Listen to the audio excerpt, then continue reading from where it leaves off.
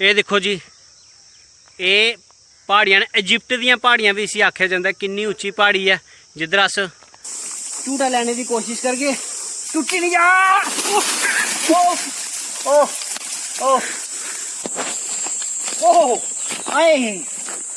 लोग भी पूरा जगह नहीं छड़ते, गुआ कन्नै पैर भरोची है सारा। ओहो हुन केह् कर। ये दिक्खो जी, कीड़ियें दी बरात जेह्ड़ी अंदर जेह्ड़ा इन्हें हाल बुक कीते दा मेरे ख्याल च तुस दिक्खी सकदे हो।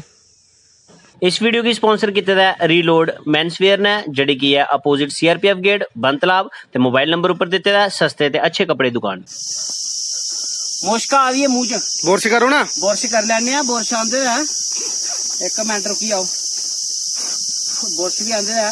ओ मम्मी आख्या भी आहा मैं पेस्ट पाई ओड़, मम्मी मेरी भी जेह्ड़ी अद्धे कम्म करदी हूं मैं। ये दिक्खो जी, दातन बनियां तैयार होई गेदी आ। हूं दातां करदे करदे जन्ना अगे। आई जाओ मेरे कन्नै तुसी, चलो। ये दिक्खो जी, एक और जड़ी है कीमती चीज लभी है। ये मिगी दियो साढ़े कन्नै। आओ, इत्थे कुसै ने जंगल च बनाए दा ट्री हाउस जेह्ड़ा है, उत्थे अस रुख करने आ।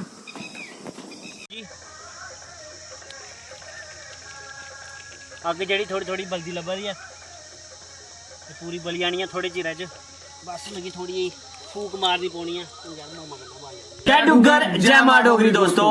ते ये ते सिर्फ ट्रेलर हा, ते ये जेह्ड़ी पूरी वीडियो है ये तुसें लब्भनी है साढ़े अपने YouTube चैनल पर, जेह्दा नाम है डुग्गर दा बेटा कुलदीप हंस।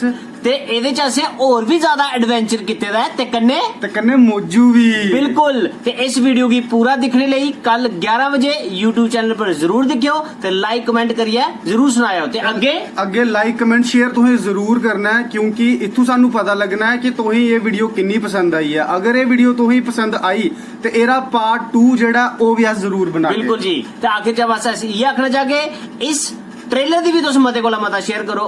जय डुग्गर जय मां डोगरी दोस्तों।